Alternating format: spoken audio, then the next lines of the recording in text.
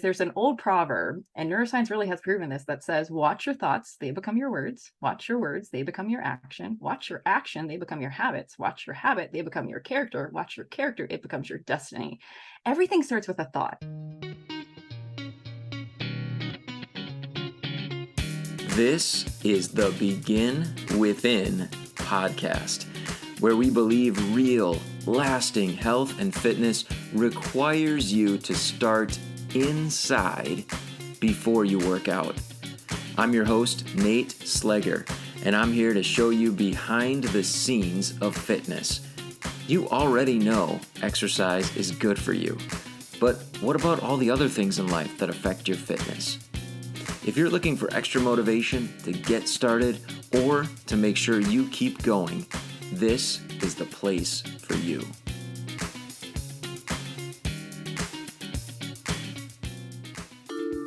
Produced by BeginWithin.fit. If you are working on getting healthier, losing weight, improving your fitness, whatever it is, but you have this feeling that you should be getting better results, you're just not sure what you might be doing wrong. Well, I want to tell you, you are not alone.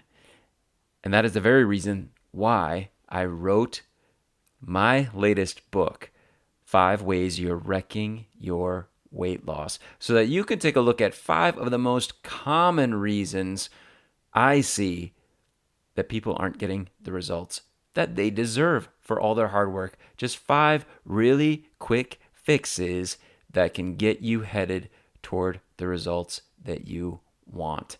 Check it out. You can download it by going to beginwithin.fit, clicking on the ebook button, or clicking on the link in the show notes. Check out my book. Let me know what you think.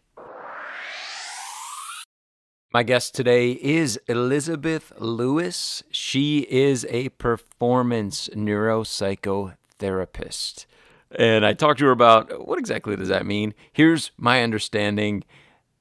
She is a psychotherapist and also a high performance coach. So she works with high performers to help them to achieve even more in their desired field or industry. And she is here today with us to help us to address some of the psychology around, or I should say maybe behind, becoming better versions of ourselves, right? Higher performing versions of who we are. And that's why we're here on the Begin Within podcast, right? We are here to become better versions of ourselves through making changes that are going to positively impact our health and wellness.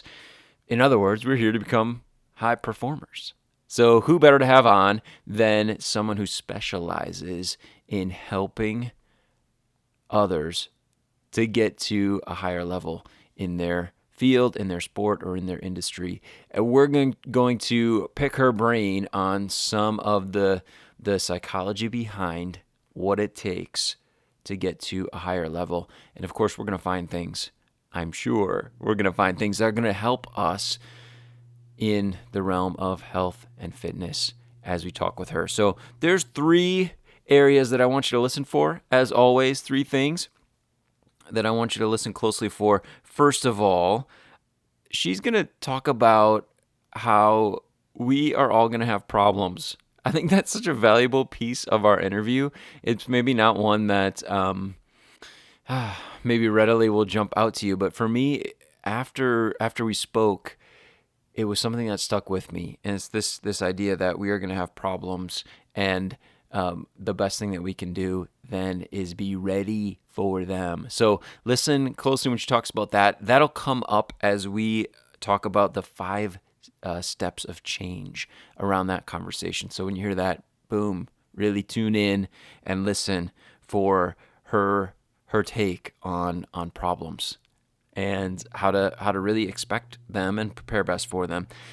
We're also going to talk about neuroplasticity. We've talked about that on the show before, and it's definitely present almost in all of our episodes, but I loved having her here describe the process because it's something that we have to be aware of. And when we know what's taking place, it helps us to have, I think, more confidence as we make adjustments and even as we address what is happening inside our mind and our brain in this process of making improvements. And then finally, the big thing that we focus on is the power of words. The power of words, the words that you say to yourself, and of course the words that come out of your mouth, and how we can begin to learn about what's going on inside of us by listening more closely to the words that we are saying. So pay close attention when we start talking about words. She's going to talk about our own personal narrative and what we can learn from it. So here's my interview with Elizabeth Lewis. Enjoy. I did not have a very easy childhood like most people. I mean, 70% of Americans have faced trauma. My childhood was unfortunately one that was really difficult because my brother's a psychopath. So he tried killing me my entire childhood, like literally. And so I ended up moving out at 16 after almost dying from an eating disorder. And I became a professional model at age 15. And so things just kind of went downhill really quickly.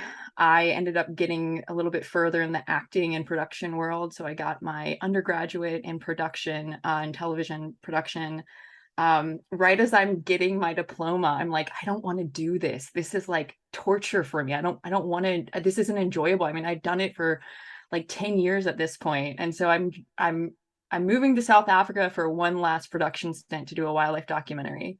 And while there, I just got a lot of clarity. I realized my childhood was messed up. I realized this is not what I wanted to do. And so I went to therapist after therapist after therapist to change myself. No one could tell me how to change. They were more so fascinated with the crap that I'd overcome. Mm-hmm. And I'm like, great, cool, I don't care about that. So I was sitting in church, and a woman next to me, I felt like I should talk to her. So I was like, hey, and she was getting her master's in positive psychology. And I was like, oh, I'm going to do that because if therapists can't fix me, I'll fix me. And so long story short, I ended up being really good at, because this was really just a degree to get kind of more of coaching and understand positive psychology and stuff like that. I ended up being really good at it naturally. So my professors gave me their extra clients that they couldn't take on. And so I started kind of building a name for myself.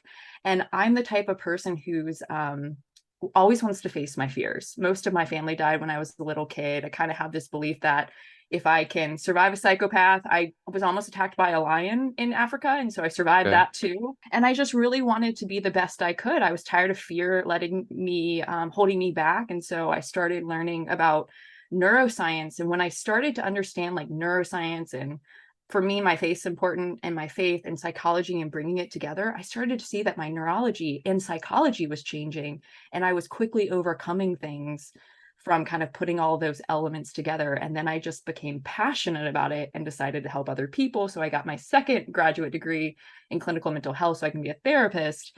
And now the rest is kind of history. And I just really prefer working with highly ambitious people versus people who just want to sit in their pity. I just don't care to listen to that.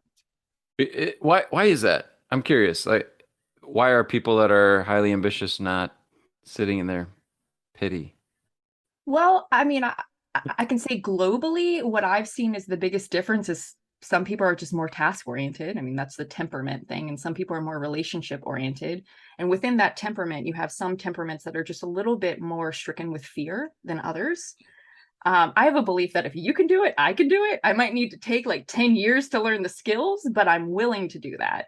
And so that's the next piece is most people aren't willing to help themselves. And you cannot help anyone who does not want to help themselves. You just can't. But highly ambitious people usually have A, obviously the ambition, B, they have the endurance, and C, they have the intellect to kind of put all those pieces together to move forward. Not always, because you can have a closed-minded, highly ambitious person by all means. Got it. Tell me more about the people that aren't willing to help themselves. I mean, I know that's the people that you don't tend to work with. We already mentioned that, but how do they show up? Like, I'm curious if, someone's listening and they're like, that could be me. Like, how would they know? Well, first off, if you're having that thought, I think that would be a first indication that that might be you. And I guess I should also articulate maybe my bias here.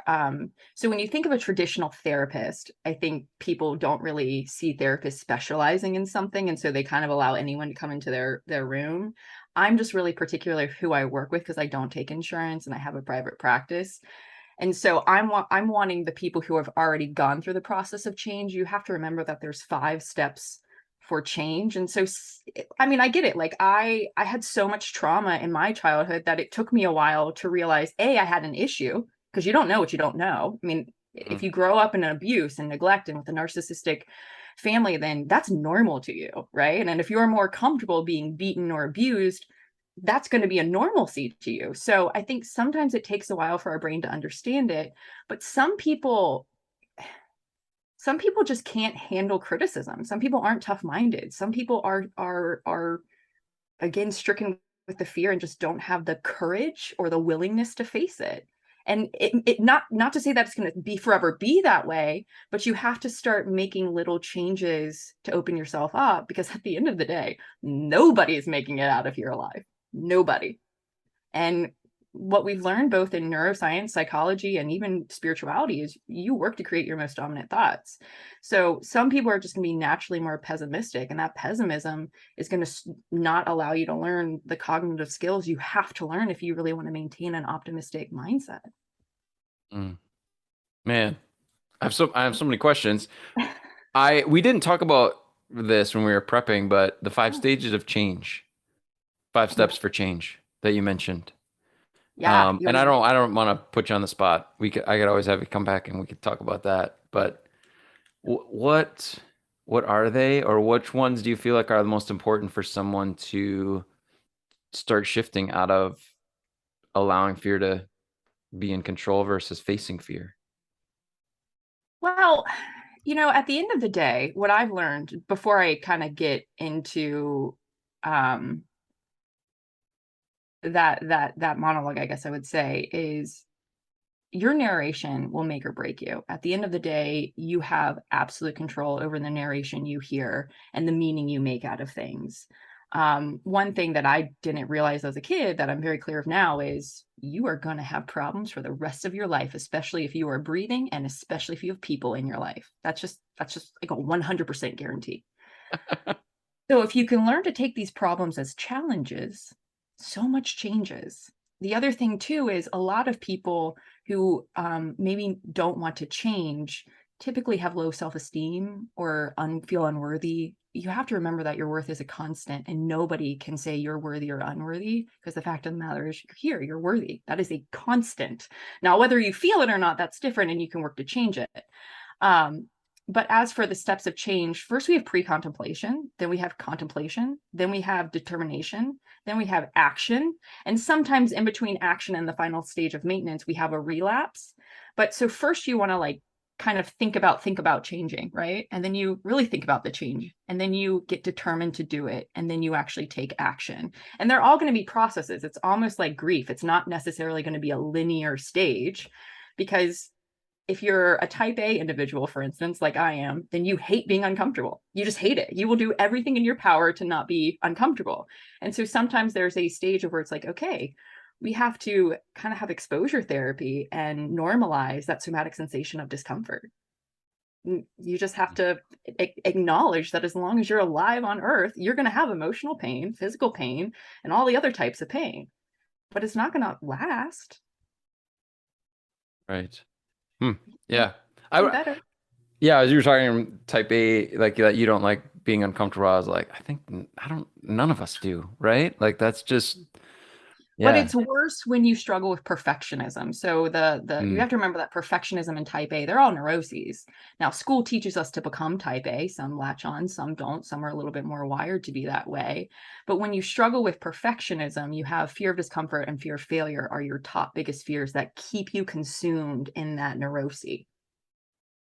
Gotcha. So, yeah, Okay. it's just, it's a little exacerbated for some people and not for others. Could you tell us about neuroplasticity and, what I guess more like physiologically is happening as we're thinking about thinking?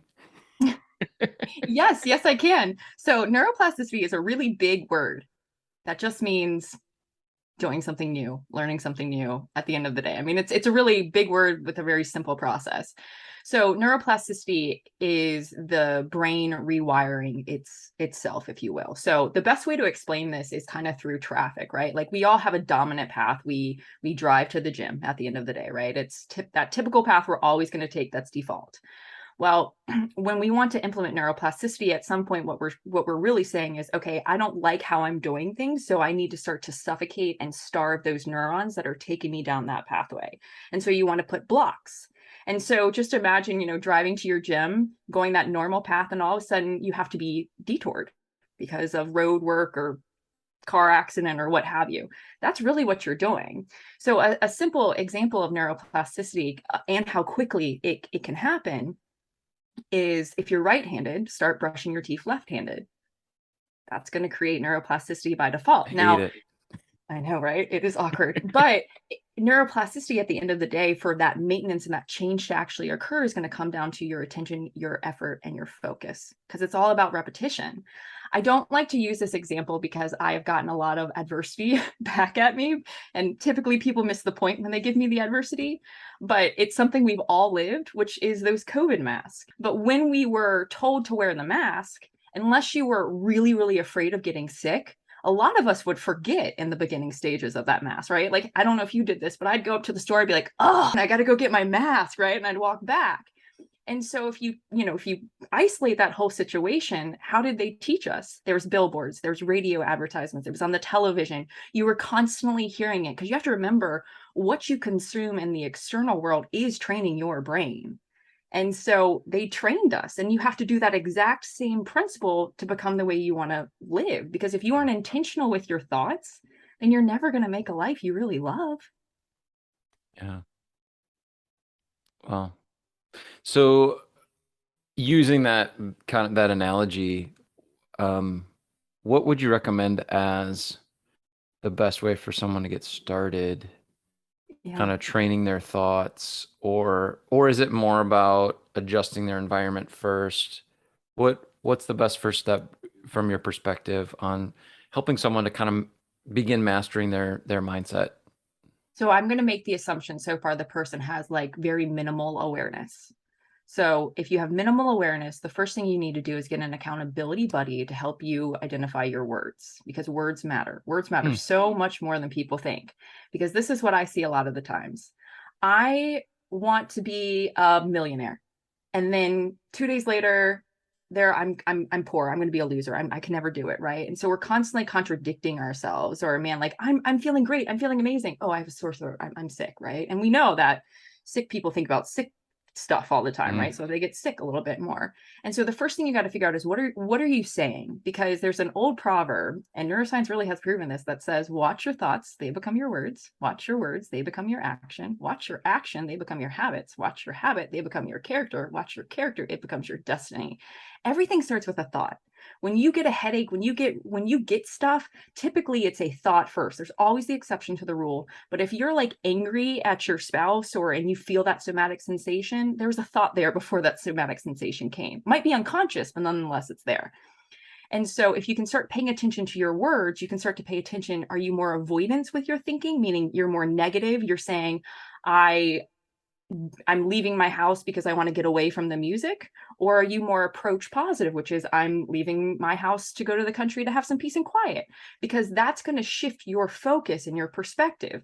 So you have to figure out, where are you? Are you a little bit more negative right now? Because if you're negative, that ain't good. And we've got to work on that. And then the second thing is get clear. Like, what do you want to do? Because you have to train your brain to do it. And then you have to go against your bodily sensations to do it sometimes. And that is the discipline piece at the end of the day. Got it. So first noticing words, and I guess my interpretation of that would be words are the easiest way for us to start maybe hearing our thoughts rather Mhm. than just becoming aware of them as they're floating around in our head.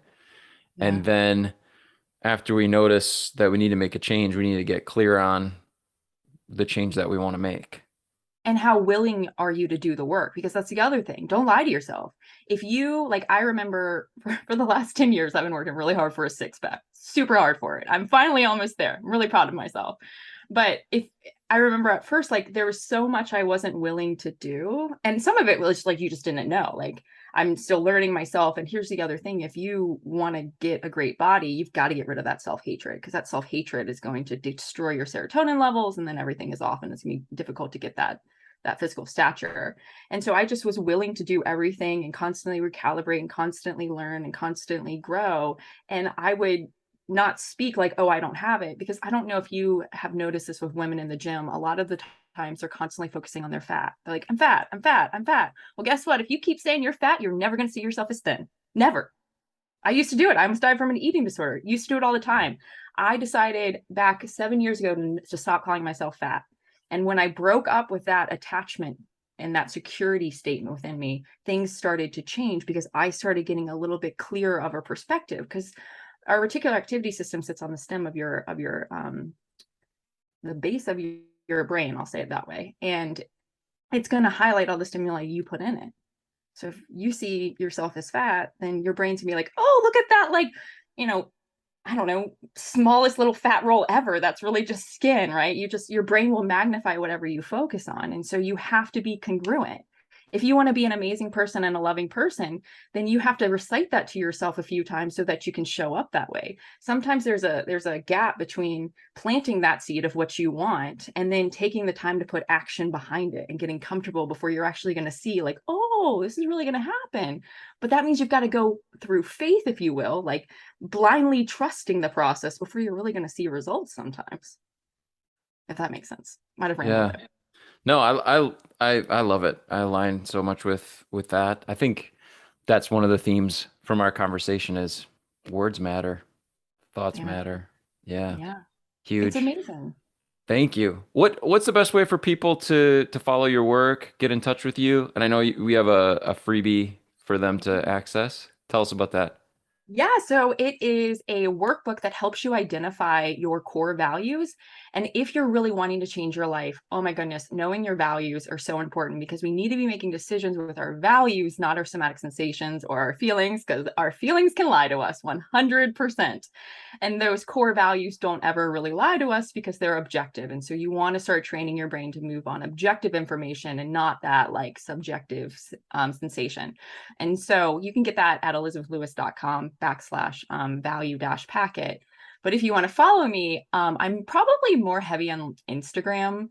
I post more on Instagram than anything else, but all of my handles are at Elizabeth Lewis Coaching. And then you can always find me at elizabethlewis.com. Okay. Awesome. Cool. We'll put some links for people to connect with you. Elizabeth Lewis, thank you so much. No, thank you. Thank you. All right. We are going to have links in the show notes. They are there already. They're waiting for you so that you can follow Elizabeth's work. You can connect with her on Instagram, on her website, and we have a link to that free download all about core values and how important it is to give attention to those in order for you and me to continue to move forward in getting to a healthier place, a higher level of performance when it comes to health and wellness. So check out those links. Please connect with her. Give her some feedback, positive feedback on her time here on the episode here with us on the Begin Within podcast. And I want to express my gratitude once again to Elizabeth Lewis for being here with us. Now, a couple things I want to revisit that we talked about. First of all, the idea of neuroplasticity. I can't overemphasize the importance of understanding a little bit about it when it comes to making improvements in the versions of ourselves that we are. Neuroplasticity. What it means really is that we can change our brains. We can change our brains. We can change physically what's going on inside of our skulls by being intentional. And really, when we think about it, and just like Elizabeth talked about in our interview, those changes are happening every single day anyway. pathways are getting reinforced. Maybe they're pathways that you don't want to be going down, right? Maybe there are connections between the cells in your brain that you don't want to be happening. For example, when it comes to habits that we practice that might not be serving us. Every time that we take those actions, we practice that habit, even if it's one that we think, oh, this isn't serving me, right? Or I wish I didn't do this, but here I go again. Every time we do it, it gets more reinforced, right? The connection between the cells in the brain that are making that all happen gets stronger every time we go down that pathway. And so we have to appreciate that and put some intention into reinforcing the connections and creating new connections in order to develop habits and practices in life that do serve us, or even just ways of thinking that serve us in helping us to become the versions of ourselves that we want to be when it comes to health and fitness. But what the science behind neuroplasticity helps us to understand is that we can, to a large extent, control what's happening. We have some influence in what is going on inside of our brains. And when we are in the process of making intentional changes in that, kind of accessing, taking advantage of the fact that our brain is ever changing, when we have some intentionality and some influence in the process, amazing things happen. We change our brains. We can change who we are. And that is, I don't know about you, but for me, that is just mind-blowing. I love to talk about it, and I love to think about it. And I want to make sure that we are on the same page, you and me, when it comes to the fact that we need, since the power is there, right? We have access to it, then we have a responsibility to be intentional about it. We have a responsibility to access it and put some effort into it.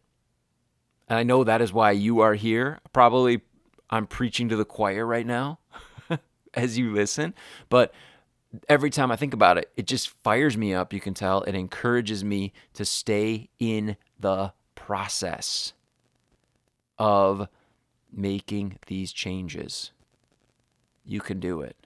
It's there. You have the hardware and the software within you to make it possible. So, thank you so much for taking that responsibility seriously and working on it and realizing that the end result, the results that you want, the results that you came here for, whatever it is, weight loss, lower blood pressure, lower cholesterol, whatever the thing is, you want better health, you're here. Realize that requires changes in your brain, the same type of changes that Elizabeth is helping her high-performing clients to make in order to reach even higher levels of performance. It's there. It's there for us to access. And then, of course, words, the power of words to start listening. We've talked, and I know I've said this before, as I'm saying it right now, it sounds so familiar to me, but we have talked so many times about the voices in our heads, right? Different voices, the different words that we choose, the words that come most readily to us, the ones that we habitually grab onto and use to tell our story, they have power. The ones we choose have power to, of course, not just explain how we're feeling, how we're thinking, and what's happening to us, but having chosen those words, as we talked about in the interview, they're now going to exert an influence on not just explaining the past or the present, but they'll exert an influence on the future as our brains grab onto other things that reflect the type of language that we've used already to tell our narrative. Because we want to not be hypocrites, right? We want to have told the truth, right? I'm feeling terrible. Well, now I'm going to go find things that prove that I'm feeling terrible. And again, we talked about that in the interview. I don't want to take too much time on it, but I want each of us, I want to do this for myself as well, moving forward from this conversation, to pay closer attention to the words that we're choosing, to the words that we're using. And it can be hard to do that, as those are just bouncing around inside of our brains, right? To grab onto a thought and think about the words that are there behind it. But what we can do is pay close attention to the words that are coming out of our mouth, because they started as thoughts. And Elizabeth mentioned this: get somebody to help. Get somebody to help listen. Someone that you trust, or a coach that can help you, who's trained to listen. I mean, that's a big part of what we do, whether we are nutrition coaches, fitness coaches, high performance coaches. We listen. We listen to language. We are keen observers, keen listeners, and that is a big way that others can support you. But it could just be a friend, a family member, someone you trust. Hey, when I use words that are really, really negative about myself, could you please just kindly point that out to me? Here's what I'd love for you to say to me that's really going to help me kind of snap out of it and take note of those words. And then, of course, our job when we see them pop up is to start changing. Start changing the narrative from negative over into positive, because when we start speaking positively, we'll start acting positively. We'll take better care of ourselves, and we will continue to work on improving our health, fitness, and wellness, and becoming better versions of ourselves, because we took the process that's going on inside very seriously, right?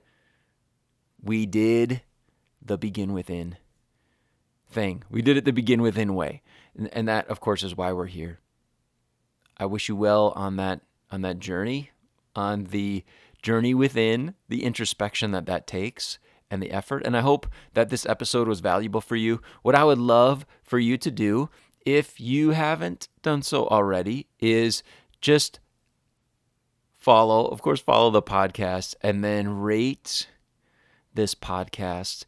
And then sometimes, I know, writing a review, I'm asking you to write a review, that can be really daunting. Oh my goodness, I don't know what to say. Here's what you could do for me, is tell me in your review of the podcast what you loved about this episode, why this episode resonated with you, what you're going to take with you from this episode. Just put that in the review.